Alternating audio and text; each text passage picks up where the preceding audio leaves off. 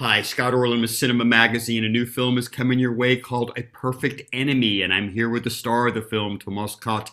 Congratulations. I find it really fascinating in this universal world we live in that we have a Polish actor, a German actor, who is portraying somebody from Holland, but they're both in Paris, in Yeah, of France, course. and they're speaking English. I thought, wow, that's as universal as you can get. Well, I try to do my best. I started to learn English 5 years ago. And 5 years ago, it was unexpected dream for me, to do, to work in English. So for me, it's still fresh thing, and I try to do my best, and I hope I'm understandable.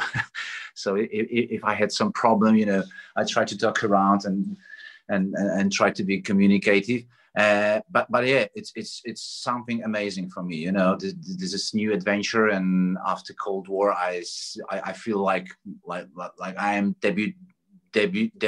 I do some debut again. I'm really sorry. No, that's great. This is a really interesting movie to talk about, but a very precarious one because if you give away too much, it would kind of, I think, take away from the experience that the audience would go through. But I thought, as somebody who used to travel a lot, having somebody at an airport start to talk to you would drive me crazy. I just wanted to be left alone. And I thought, wow, that's such an interesting concept of what do you do when somebody invades your life? How do you thwart that? Talk a little bit about that experience. Yeah, of course. But you're asking me about real life, about my private experience, or some emotions about the script. Let's go both. Let's start talking with the movie and why is that such an interesting dilemma to have these two characters in? Well, sometimes the most difficult for me now at this time is to evaluate the script. It's very hard because it's other languages. It's not mine. So sometimes I read English script in 3 days. I have to consult some details with my friends who knows much better English than I. And I remember A Perfect Enemy. I read for 6, 7 hours. I was just very curious.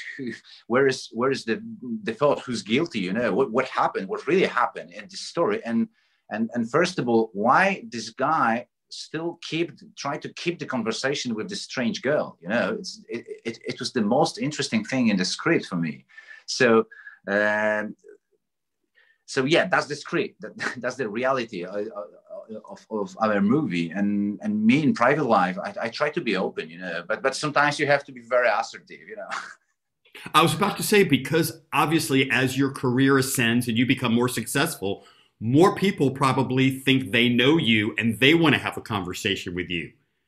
So, have you had any interesting airport experiences? Yeah, not the airport, because in Poland, I just try to travel to use the train, or it's not so often situation when I get on a plane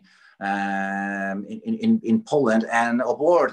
Of course I feel uh, very fresh guy. Not everyone watched Cold War, so I feel completely different.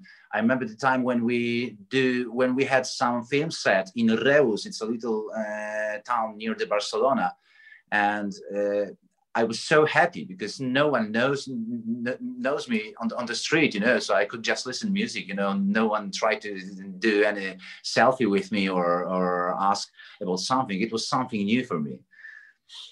I think what's fascinating about the profession of acting is that you get to step into different skill sets. All of a sudden, one movie you're supposed to be a doctor, one movie you're supposed to be a policeman, and in this, you're an architect. So, what is your Yeah. relationship to architecture? How familiar are you with that world? My wife's brother, he's an architect, so I try to think about him, but there is not so much details in the movie, in the script, about architects. I try to paint. I'm a painter amateur, so I try to draw anything, but it wasn't helpful. So the most important for me was,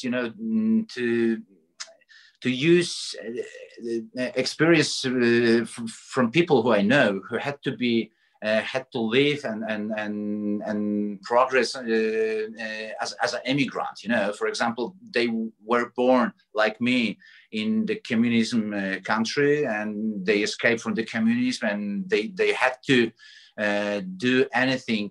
They had to try, you know, use their skills abroad.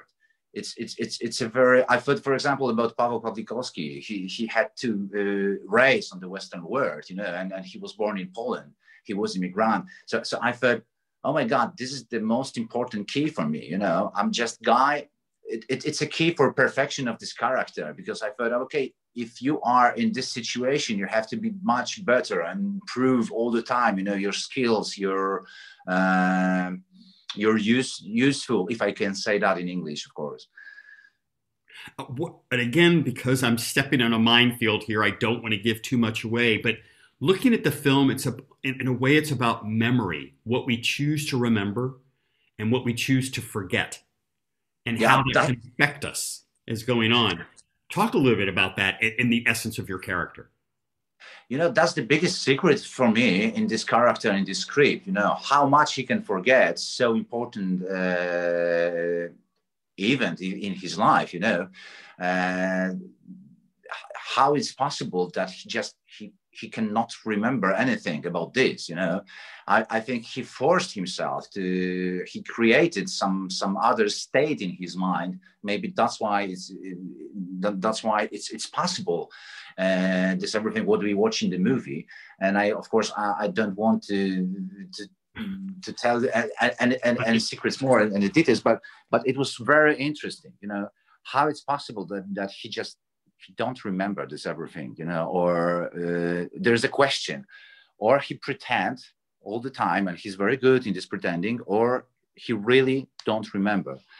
And that's the biggest secret for me in this, if we're talking about the perfect enemy.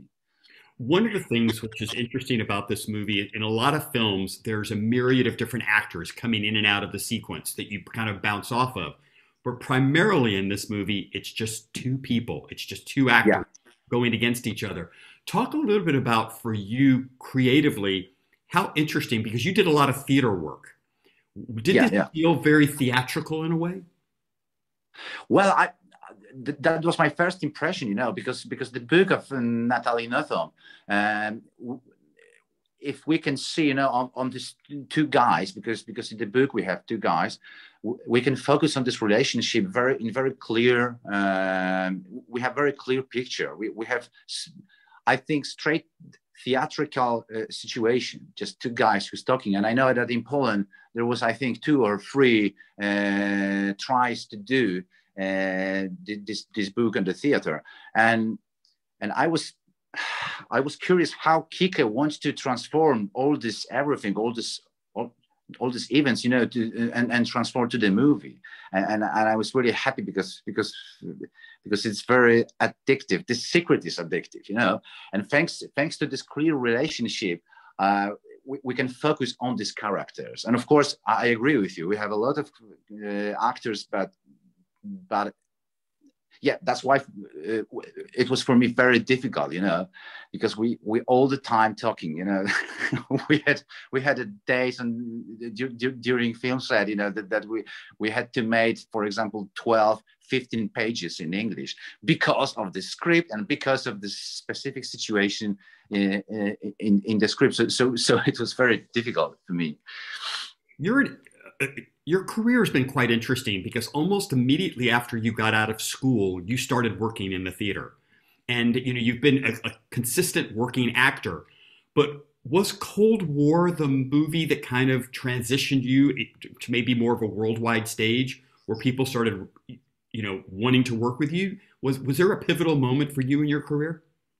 Well, in my world, my private world, I think about one movie which was a few 3 years earlier, 2 or 3 years earlier. But of course, Cold War, it's an international ticket. And after Cold War, when you know, it's quite funny, because when I went to Cannes, I felt like a tourist, you know. It's a great opportunity to watch the bigger world, you know, the biggest, you know. I have a great opportunity to see Penelope Cruz or Javier Bardem, you know.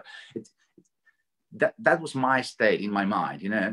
And then after Cannes, I had a few offers. You know, it was a very big moment when Mr. Danny Boyle wanted me to as a villain to new Bond. So I remember all these questions. You know, the fan club of Bond from Brazil, for example, start to ask about me, and the situation was new, very new for me, and I had to change my attitude in my head because it was very, very big, and I felt much smaller than all this situation.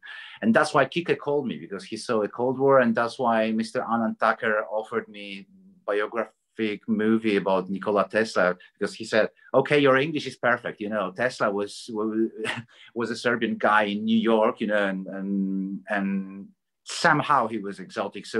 So yeah, I try to adapt myself to this new circumstances for me all the time. Well, Tomasz, I cannot thank you enough. The film is called A Perfect Enemy, and all I can say is stick with it, because what you think it is and what it becomes are two different things. Yeah, So of course. congratulations on the movie, and this is Scott Orlin. Until next time. Of course, I agree.